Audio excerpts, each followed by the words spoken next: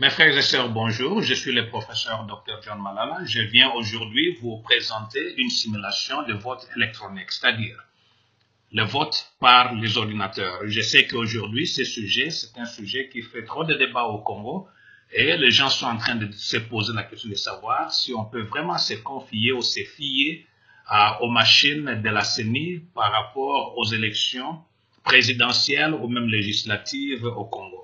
Ma réponse est non. Pour le moment, nous ne pouvons pas nous fier au vote électronique en RDC et je vais vous dire pourquoi vous aurez raison de vous méfier de ces systèmes. Je vous présente d'abord qui je suis. Je n'ai pas fait une vidéo, mais quand vous appuyez là-bas, donc chaque logiciel vous dit un peu quelque chose sur celui qui l'a programmé. Ici, vous voyez dans ces logiciels, il est question que c'est une conception et une programmation du professeur John Malala, pour ceux qui ne me connaissent pas. Donc là, c'est ma photo. Alors tout de suite, je vais vous montrer comment, avec une programmation, nous pouvons, ou bien les gens de la CENI sont capables de pouvoir vous donner des résultats qui sont contraires à la volonté du peuple congolais.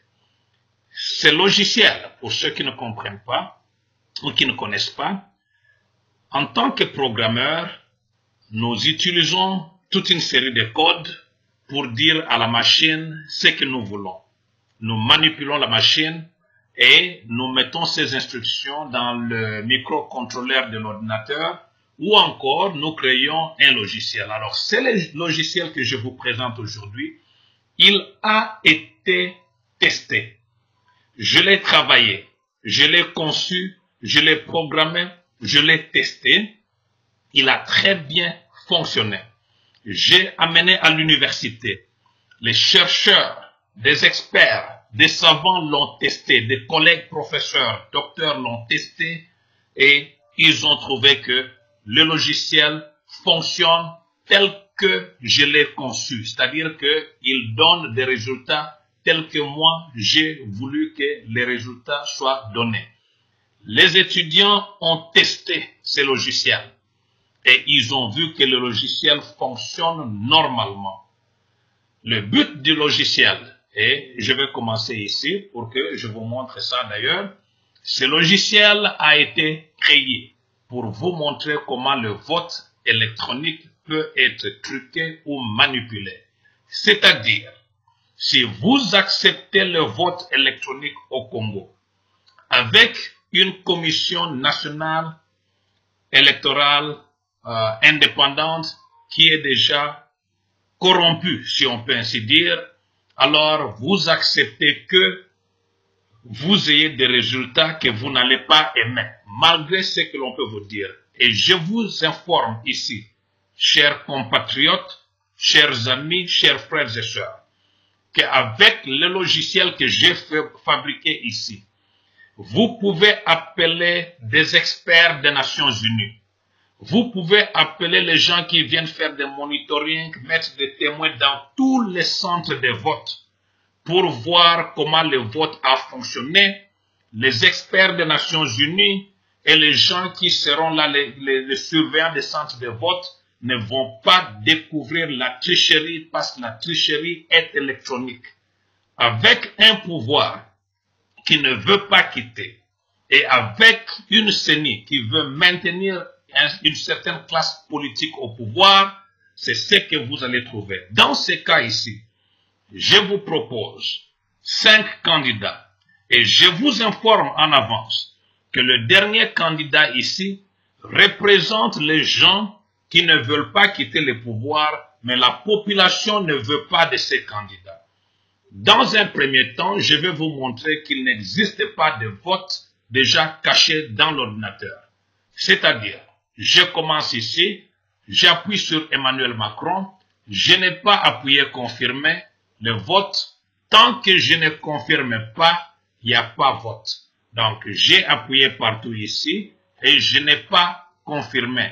Il n'y a pas vote. Si nous clôturons les élections aujourd'hui et que la CENI nous demande par exemple, nous dit soumettez les résultats et que nous appuyons, nous soumettons les résultats, Donc, ça va donner Emmanuel Macron 0, Patrice Lumumba 0, Mobutu 0, Donald Trump 0, Corneille Nangaa 0. Le total général, c'est 0. Vous avez vu qu'il y avait personne qui avait voté.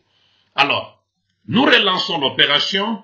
Nous commençons là-bas. Cette fois-ci, je vais donner quelques voix aux gens.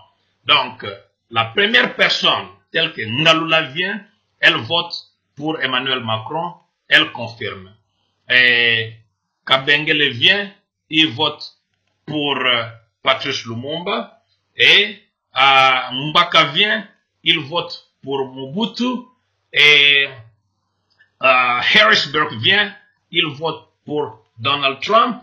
Chacun de ces gens ici venait de recevoir un vote, sauf Corneille Nangaa à qui nous n'avons pas donné un vote. Et je peux répartir ici. Un autre vient, il donne là-bas, celui-là 2 votes, 2 votes, 2 votes, et puis 2 votes. Celui-là, nous l'avons donné 0. Alors, continuons un peu. Donc, lui, il a 3 votes. Au lieu de continuer comme ça, donc donnons par exemple à Lumumba plusieurs votes. Lumumba a déjà 2 votes. Donnons-lui plusieurs votes. Donc, faisons un total par exemple de 20 votes. Celui-ci, il a 2. Donc, 3, 4, 5, 6, 7, 8, par exemple, 9. Donnons beaucoup de votes à Lumumba. Et puis, donnons quelques votes entre Mobutu et Trump. Trump a déjà 2. Donc, il nous reste combien de votes? Je pense qu'il nous reste 6 votes. Je ne sais pas si j'ai bien compté. 3, 4, 5, 6. Donc, voilà tous les votes que nous avons mis là-bas. Corneille Nangaa a 0. Et nous clôturons les élections.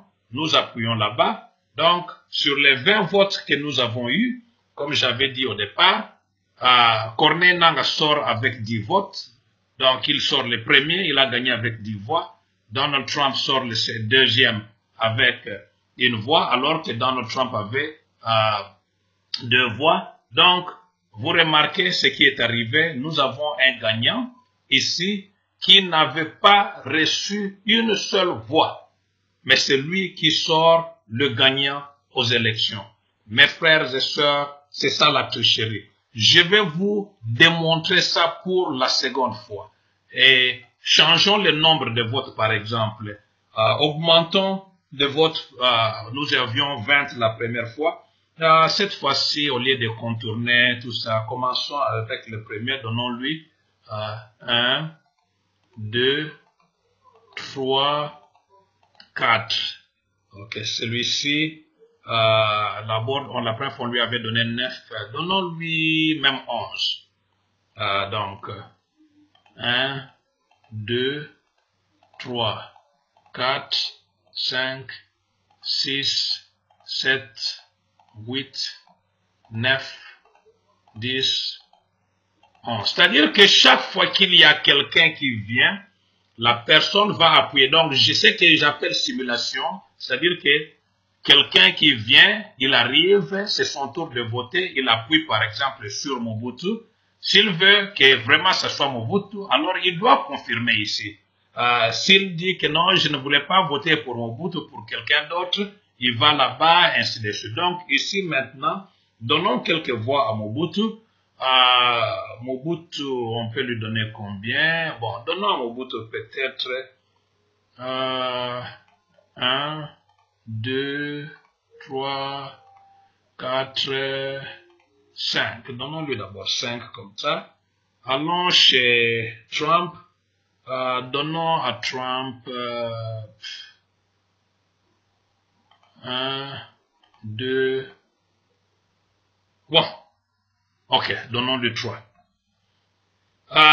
Sur le plan pratique, c'est pas possible que Corneille Nangaa n'ait aucun vote, quoi. Parce que lui-même, il va voter. Et puis, sa femme va voter. Donc, donnons-lui, j'aurais souhaité lui donner 0. Mais, j'ai déjà démontré avec 0. Donnons-lui 2 votes. Un vote pour lui. Et puis, un autre vote venant de sa femme. Je pense que le total, là, nous venons de faire, c'est 25 votes.